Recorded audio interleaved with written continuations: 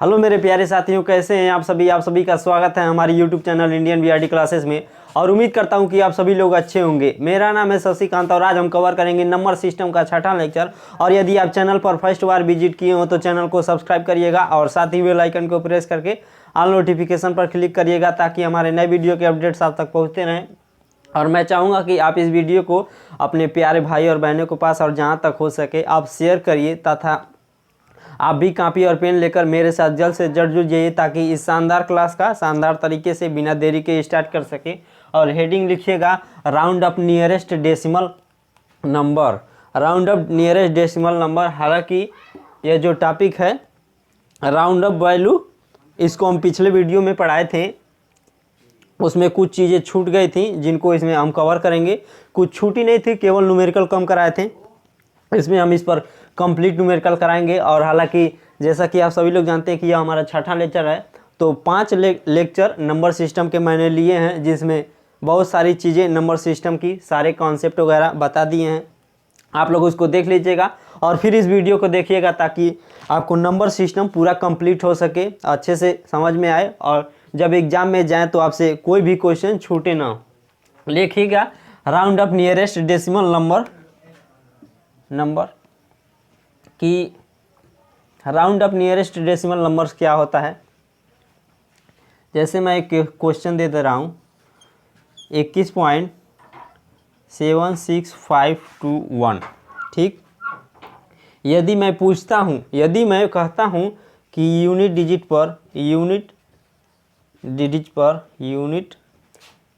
पर round up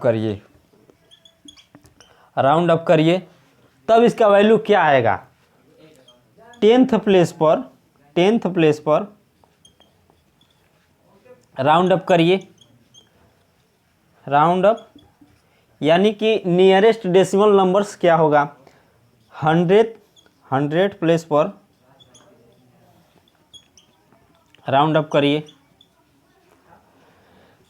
1000 place पर round up करिए,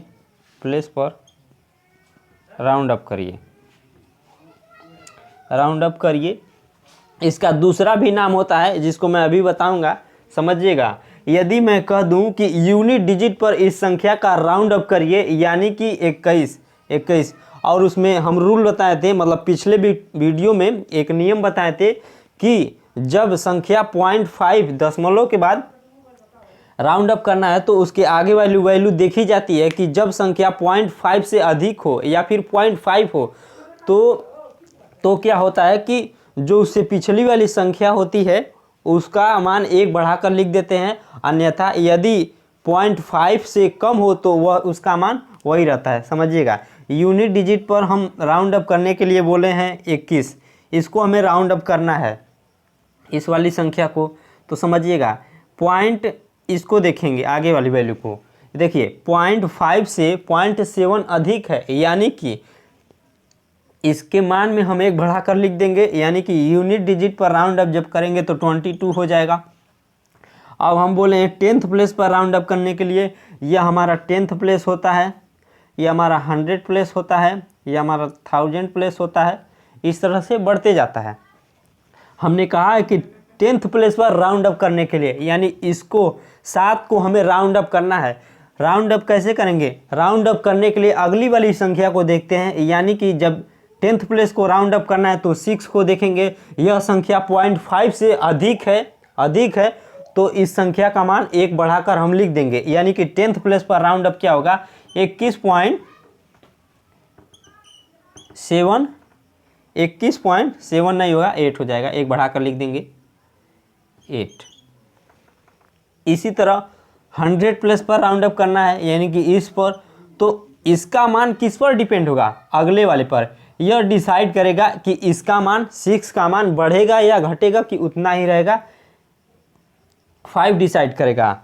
समझिएगा 21.7, अब देखिए हम कहें कि 0.5 हो या 0.5 से अधिक हो तब उसका मान 1 बढ़ाकर लिख देते हैं, 0.5 है यानी कि 6 का मान 1 बढ़ाकर लिख देंगे, 7 हो जाएगा। अब बताइए 100 प्लेस पर राउंड अप करना है, 100 प्लेस पर 1000 प्लेस पर राउंड अप करना है, यानी कि इसको राउंड अप करना है। इसको राउंड अप करने के लिए यह डिसाइड करेगा कि इसका मान वही रहेगा या बदलेगा। तो समझिएगा 0.5 से 2 कम है, 2 कम है 5 से, तो क्या होगा, उसका मान वही रहेगा, सेम रहेगा, यानी कि 21.765 हमारा 1000 प्लेस पर राउंड अप हो जाएगा। या फिर इसी को हिंदी में कैसे बोलेगा, कैसे बोलेगा, इसको क्या कहेगा कि दशमलव के एक स्थान तक निकटतम दशमलव मान बताइए। 10th प्लेस को हिंदी में कैसे कहेगा कि दशमलव के निकटतम दशमलव के एक स्थान तक दशमलव संख्या बताइए।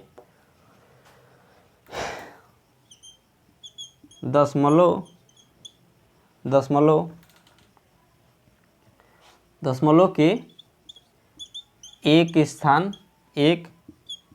स्थान तक राउंड अप करिए।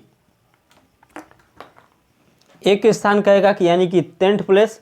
अगर दशमलव के 2 स्थान तक कहता है तो समझिएगा 100 प्लेस, या फिर दशमलव के 3 स्थान का तक कहेगा तो समझिएगा 1000 प्लेस। उम्मीद करता हूँ कि क्लियर हो चुका होगा। इसी प्रकार से एक क्वेश्चन और दे रहा हूँ, आप लोग उसको बताइएगा।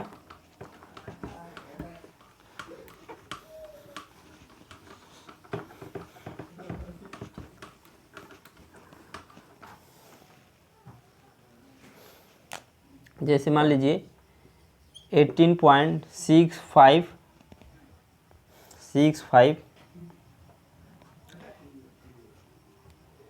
69521 है। यदि मैं कह दूं 10th प्लेस पर राउंड अप करिए, 10th प्लेस पर राउंड अप करिए, राउंड अप तो क्या होगा, 1000 प्लेस पर राउंड अप क्या होगा, 1000 प्लेस पर राउंड अप क्या होगा, 1000 प्लेस पर राउंड अप क्या होगा, समझिएगा। 10th प्लेस पर हमें राउंड अप करना है, यानी कि इसको राउंड अप करना है।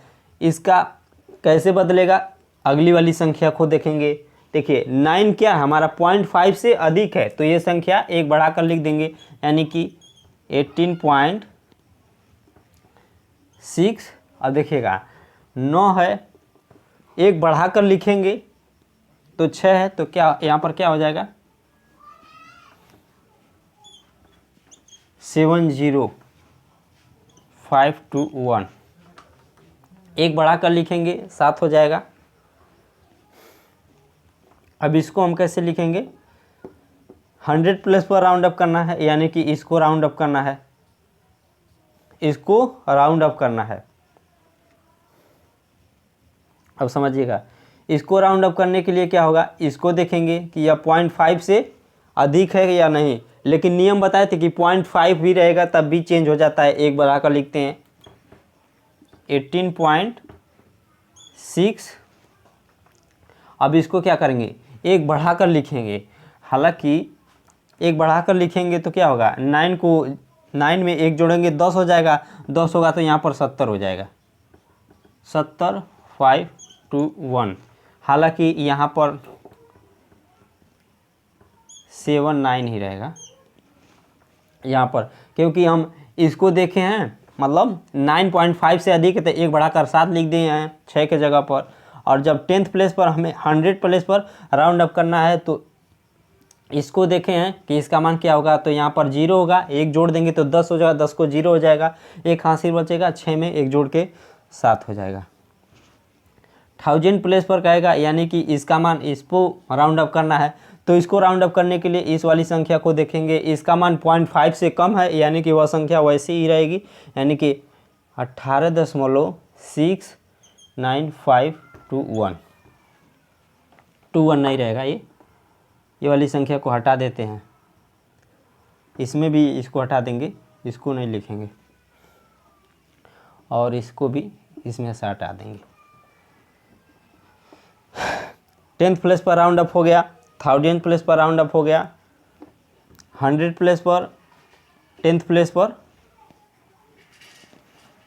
मतलब 10th प्लेस पर कहेगा तो एक ही संख्या रहेगी, 100 प्लेस पर कहेगा तो 2 संख्या, और 1000 प्लेस पर रहेगा तो 3 संख्या, बाकी संख्या को हटा देते हैं, गलती से वहाँ पर लिखा गया था। मैं यहाँ पर जो चीज़ बता रहा हूँ कुछ बच्चे सोचेंगे कि सर ये क्या पढ़ा रहे हैं, लेकिन बाबू हम बता दें कि बड़े बड़े एग्जाम में इस टॉपिक के क्वेश्चन देखने को मिलते हैं, और बच्चा जब पढ़ता नहीं है तो उसे लगता है कि सर कहाँ से प्रश्न आ गया, मालूम ही नहीं चलता है, और अक्सर परीक्षा में गलत करके चलाता है।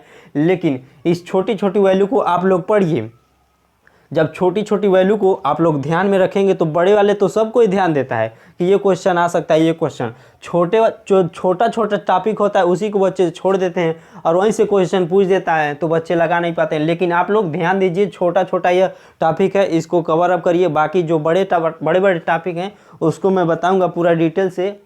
अभी तो बहुत सारी चीज़ें बाकी हैं, जैसे रिमाइंडर थ्योरम है, डिविजिबिलिटी है, यूनिट डिजिट है, और भी अच्छे अच्छे टॉपिक हैं। लेकिन इसको, यह भी गणित का ही अंश है, नंबर सिस्टम का यह भी एक अंश है, इसको हम छोड़ नहीं सकते, इसलिए इसको बता रहा हूँ, आप लोग ध्यान से पढ़ लीजिए। और नेक्स्ट हेडिंग लिखिएगा, ग्रेटेस्ट इंटीग्रल।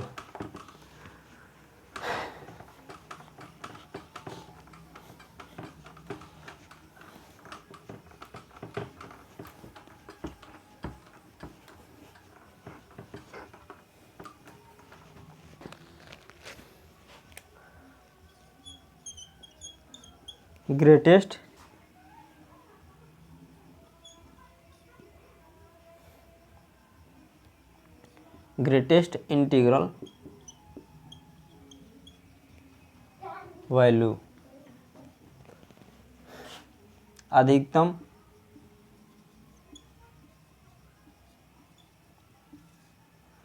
पूर्णांक मान, ग्रेटेस्ट इंटीग्रल वैल्यू। समझिएगा, आप लोगों ने बचपन में नंबर लाइन पढ़ा होगा, नंबर लाइन सभी लोग पढ़े होंगे। यहाँ पर हमारा 0 होता है, 1 2 3 4 ऐसे करके +1 तक जाता है। इसके बाद यहाँ पर क्या होगा, -1, -2, -3, -4, डॉट करके -1 तक आता है। ये क्या होता है कि हमारा नंबर्स लाइन होते हैं। ग्रेटेस्ट इंटीग्रल का यह सिंबल होता है, ग्रेटेस्ट इंटीग्रल का यह सिंबल होता है। तो ये जो सारी वैल्यू देख रहे हैं यही क्या हमारे ग्रेटेस्ट इंटीग्रल हैं। यदि मैं पूछ दूं, ये एक, समझिएगा, जैसे 44.9, इसमें क्या होता है, ये हमारा इंटीजर होता है, इंटीजर मतलब पूर्णांक। ये क्या होता है, हमारा फ्रैक्शन वाला पार्ट होता है, आप लोग जानते होंगे यदि पिछला लेक्चर लिए होंगे तो। ये हमारा इंटीजर होता है, ये हमारा पूर्णांक फ्रैक्शन होता है।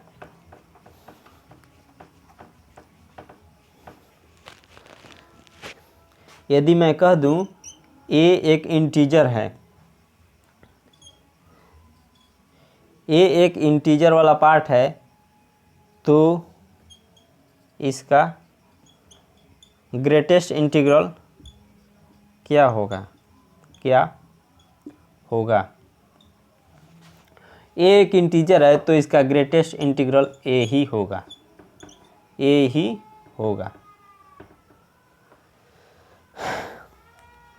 एक इंटीजर वाला पार्ट है, इंटीजर है, तो इसका ग्रेटेस्ट इंटीग्रल a ही होगा। चलिएगा एग्जाम्पल देंगे तो ज़्यादा समझ में आएगा।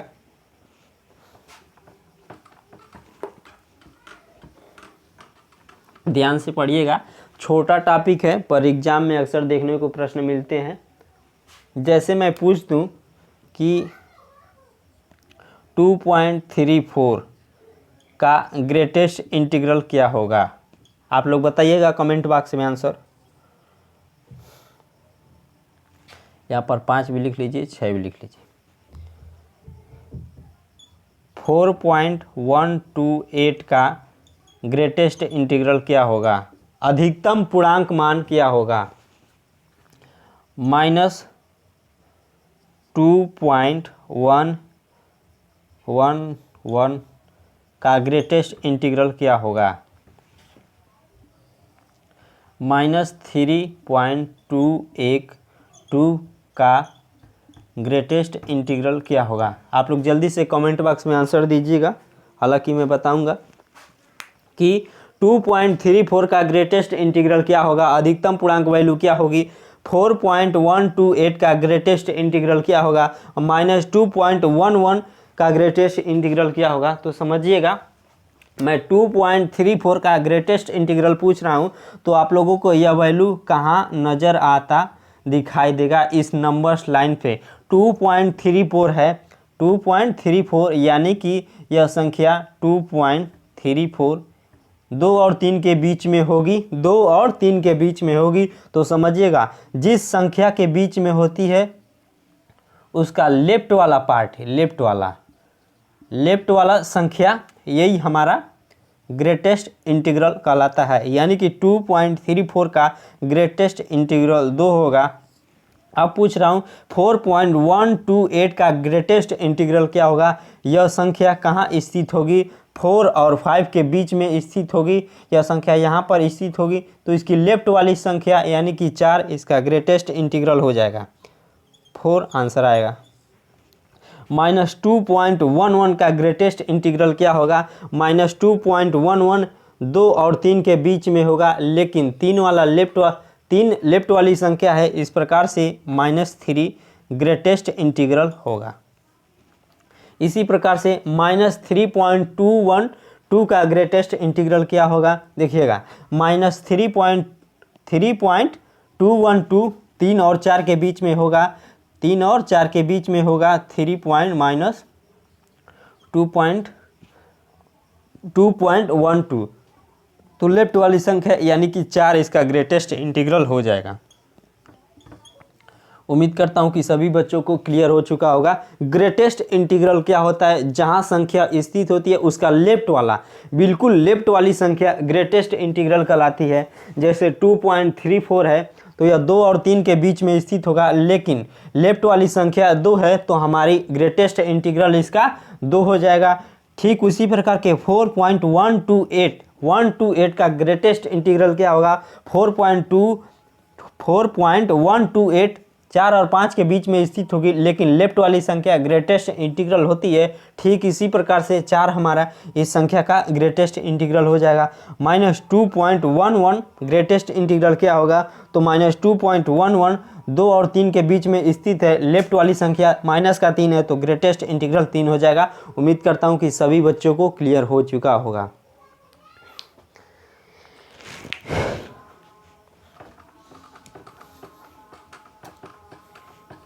चलिएगा, इस पर एक क्वेश्चन देता हूं, आप लोग लगाइएगा।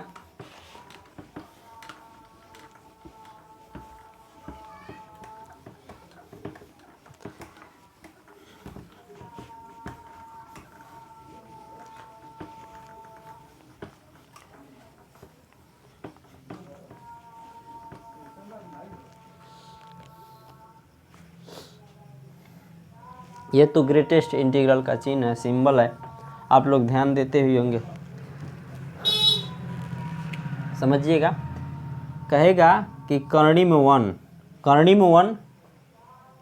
प्लस करणी में 2 प्लस करणी में 3 प्लस करणी में 4 plus dot dot dot dot करके,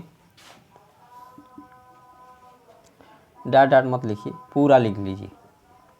करणी में 5 प्लस करणी में 6 प्लस करणी में 7 प्लस करणी में 8 प्लस करणी में 9 प्लस करणी में 10। चिन्ह भी बना लीजिए ग्रेटेस्ट इंटीग्रल का।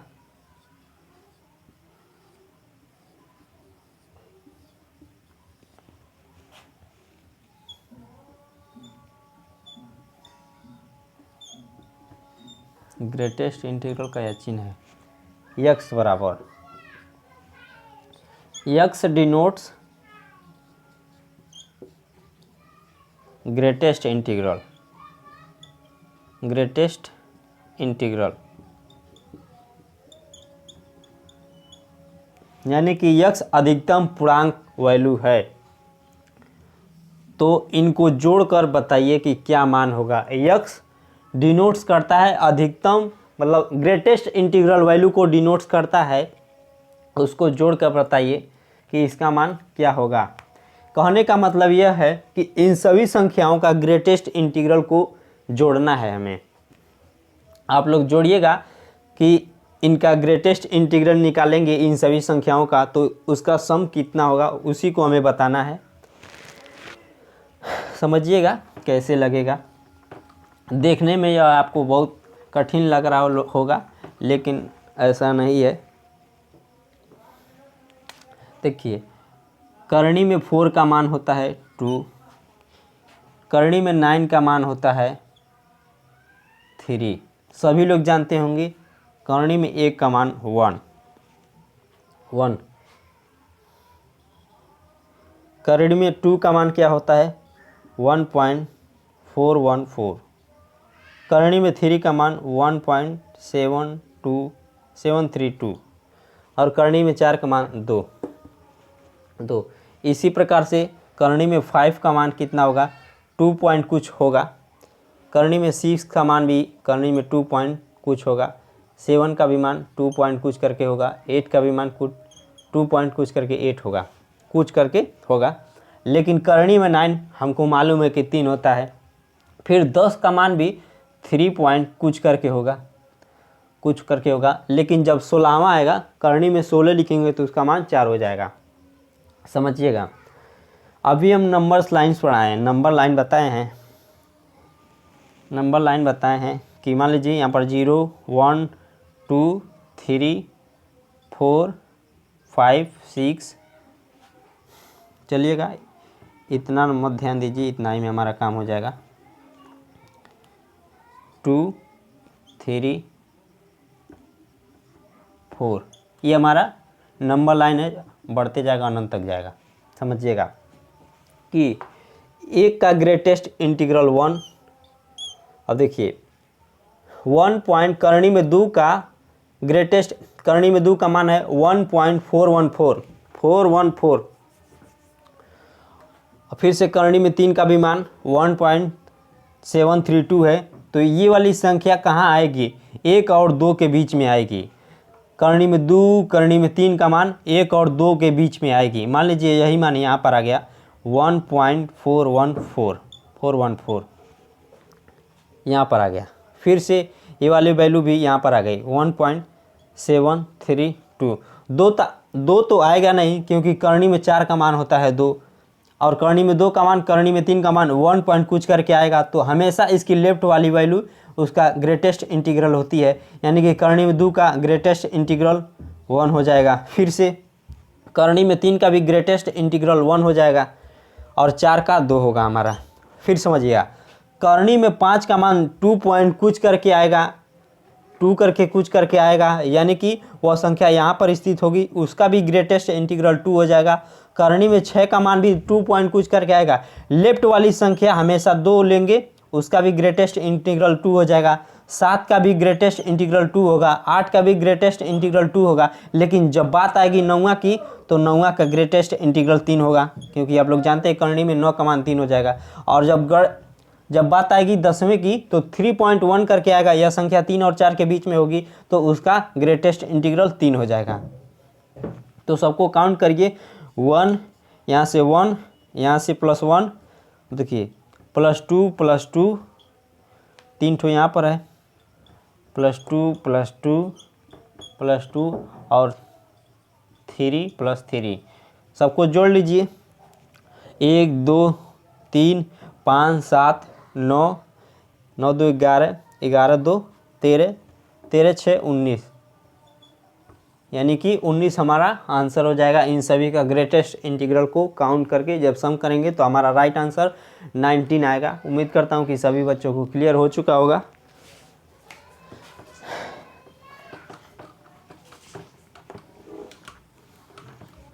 अब चलिएगा एक क्वेश्चन और देता हूँ छोटा सा। ताकि आपको अच्छे से क्लियर हो सके। ध्यान से पढ़िएगा बाबू, छोटे छोटे टॉपिक हैं, इससे अक्सर प्रश्न देखने को मिलते हैं लेकिन बच्चे गलत करके आ जाते हैं। इसका कारण यह है कि वो लोग इन छोटी चीज़ों पर ध्यान नहीं देते। और कोई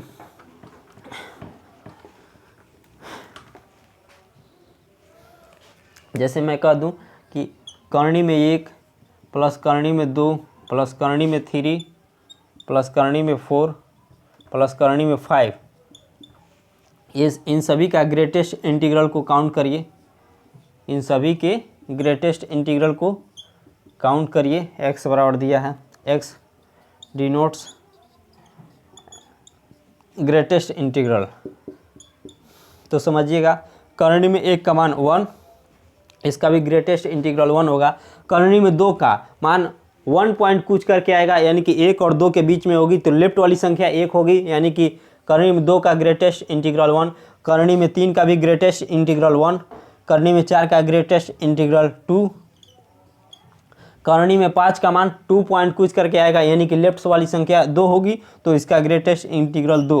यानी कि सबको काउंट करिए, 1 1 1 3 और 3 4 7 इसका आंसर आ जाएगा।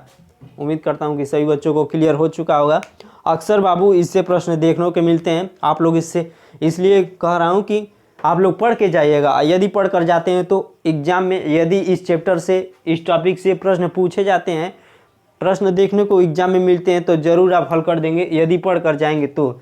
अगर नहीं पढ़ के जाएंगे तो छोटी छोटी चीज़ें आप गलत करके चलाएंगे, 100% मैं कह सकता हूँ।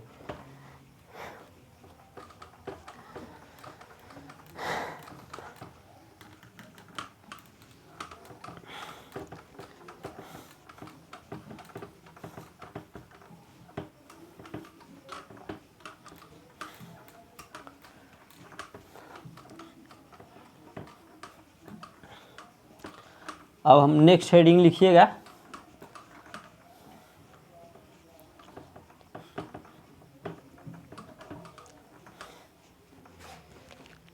नेक्स्ट हेडिंग लिखिएगा place value. Place value, place value, place value भी पढ़ लीजिए। प्लेस वैल्यू यानी कि स्थानीय मान। स्थानीय मान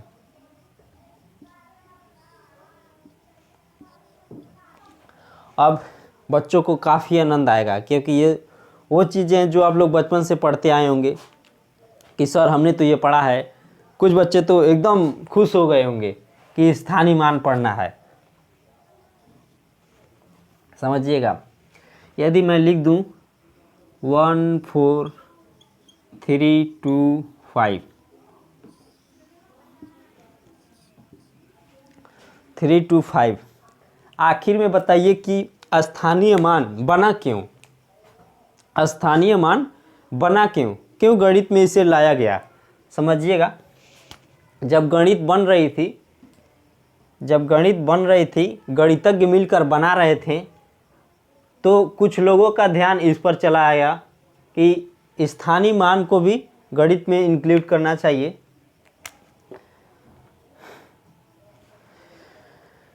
तो कुछ गणितज्ञ बोले भाई क्यों? कुछ गणितज्ञ बोले भाई क्यों स्थानीय मान को लाना चाहिए? तब एक गणितज्ञ उठे और बताएं कि मान लीजिए कि हमसे कोई दूर व्यक्ति खड़ा है और फ़ोन पर लगा कर कह रहा है कि भाई 5 लिखिए, तो हम 5 लिख दिए। फिर कहे 2 लिख दीजिए, फिर कहे 3 लिख दीजिए। फ़ोन पर ऐसे कहेगा कि 2 लिख दीजिए, 3 लिख दीजिए, फिर कहें 1 लिख दीजिए, तो उसी में से कुछ बोल दिया। ऐसे मान लीजिए संख्या बन गई। फिर से फ़ोन में आए और कहें कि मान लीजिए 2 लिख दीजिए, तो हम 2 लिख दिए। कहे 5 लिख दीजिए, तो फिर कहे 5 लिख दिए। कहे कि फिर 1 लिख दीजिए, तो फिर से एक लोग बोल दिया कि अरे 5 को आगे से लिखिए।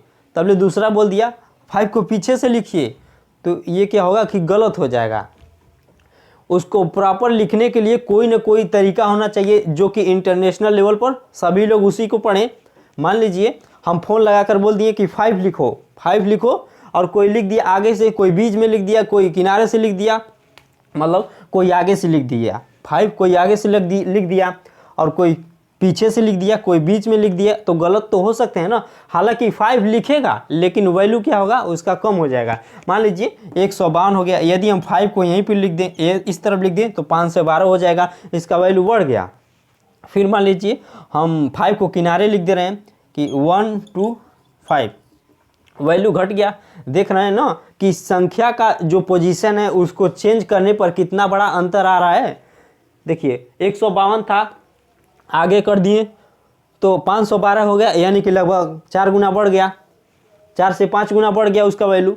फिर कम कर दिए, एक साथ पीछे कर दिए तो उसका वैल्यू 4 से 5 गुना तुरंत कम हो गया है।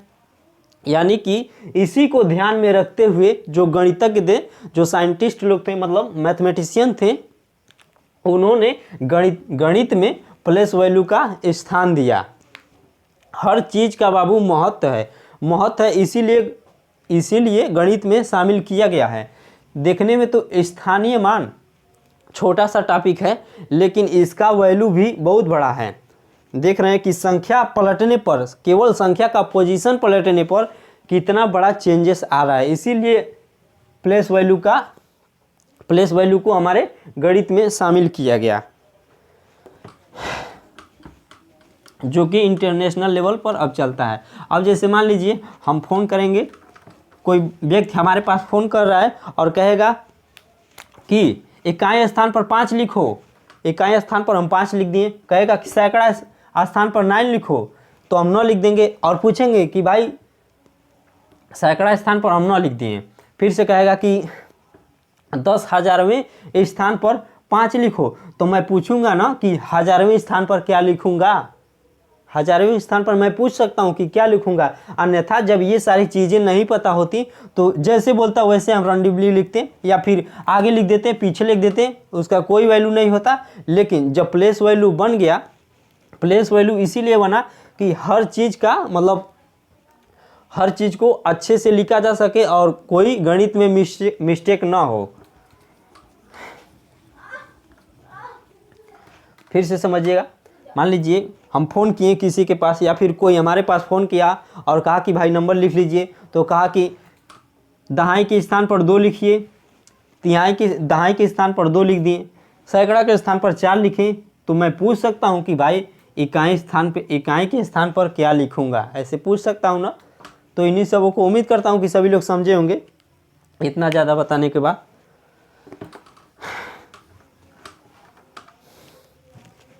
समझिएगा, जैसे मान लीजिए 1 2 3 4 5, यह क्या होता है, हमारा इकाई का स्थान होता है, इकाई का स्थान होता है, या दहाई का स्थान होता है, दहाई या सैकड़ा का,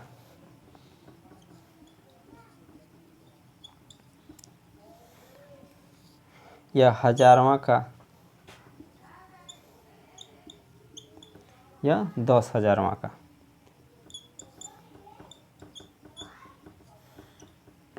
इसी प्रकार से 0.1 2 3 4 5 हो, तो ये क्या होगा,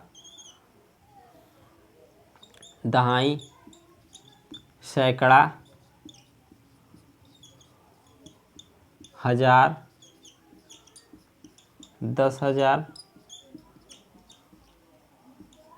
ऐसे बढ़ते चला जाता है। सभी बच्चों को क्लियर हो चुका होगा।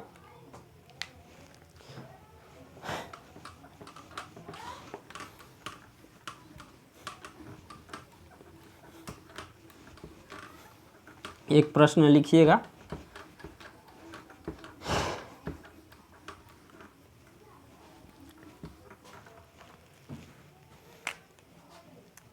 टू 4 3 5, यदि मैं पूछ दूं कि इसका दहाई का मान, इसका प्लेस वैल्यू क्या होगा, तो इसका प्लेस वैल्यू 5 होगा, इसका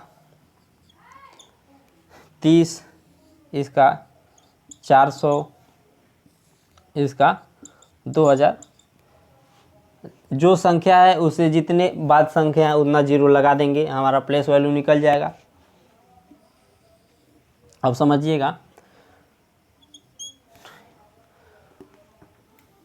25.2.125, 5 मत लिखिए,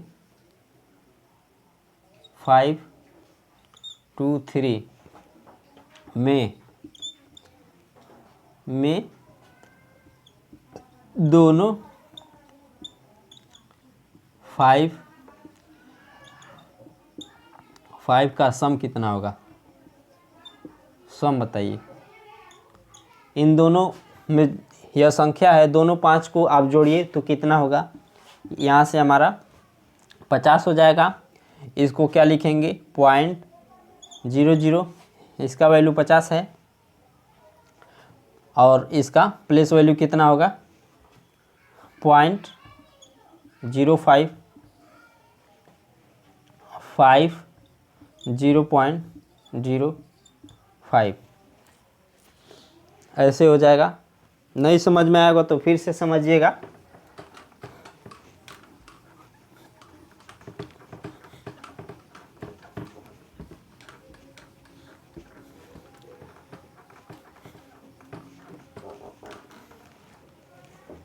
जैसे मैं कह दूं कि बताइए 235.1521 में दोनों, आप 5 को जोड़िए, दोनों 5 के प्लेस वैल्यू को जोड़िए, प्लेस वैल्यू को जोड़िए तो क्या होगा, 5 का प्लेस वैल्यू 5, इसका प्लेस वैल्यू क्या होगा, इसका प्लेस वैल्यू यानी कि यह 10th प्लेस है, यह हमारा 100 प्लेस है, तो यानी कि 0.05। अरे भाई इसका मतलब ये होता है 10 पे पावर -1, 10 पे पावर -2, 10 पे पावर -3, ऐसे बढ़ते चला जाता है। यानी कि नहीं समझ में आया तो समझिएगा कि 5 × 10 -2 है, 2 है ना, 5 डिवाइडेड बाई 100 कर सकते हैं तो क्या होगा 0.05 आंसर आएगा। तो इसीलिए डायरेक्ट लिखें 0.05, 0.5 हमारा राइट आंसर हो जाएगा। ऐसे जोड़ने के लिए देता है स्थानीय मान प्लेस वैल्यू में। छोटा सा टॉपिक है। और फिर से लिखिएगा फेस वैल्यू कि आखिर में जातीय मान क्या होता है। अब कुछ बच्चों को काफ़ी आनंद आ रहा होगा क्योंकि यह छोटा सा टॉपिक है जो कि बचपन से वो पढ़े आते हैं, बचपन से वो पढ़े रहते हैं। जितना पढ़े रहेंगे उतना पढ़ेंगे तो काफ़ी उन्हें आसान लगता है और आनंद भी आता है, लेकिन जब लेवल बढ़ता है तो दिक्कत होने लगती है बच्चों को।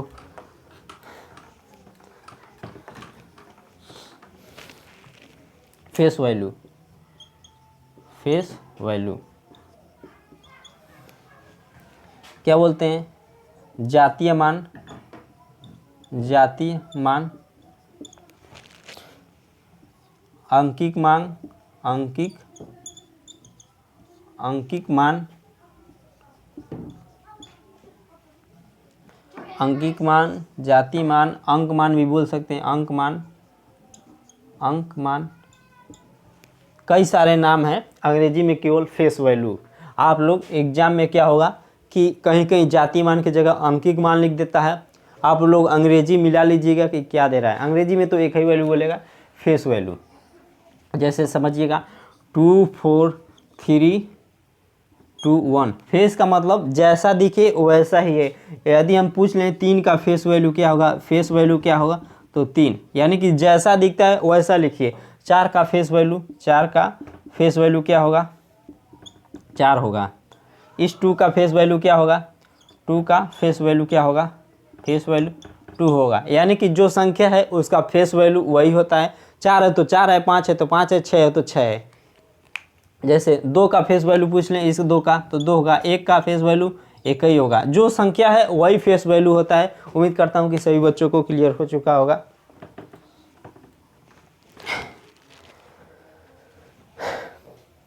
इस वीडियो में केवल इतना ही जानकारी। आगे का जो टॉपिक है काफ़ी बड़े बड़े चैप्टर्स हैं जिनको पढ़ाने में काफ़ी समय लगेगा, इसलिए मैं उस टॉपिक को नेक्स्ट वीडियो में बताऊंगा। और मैं चाहूँगा कि आप इस वीडियो को अपने प्यारे भाई और बहनों के पास यदि शेयर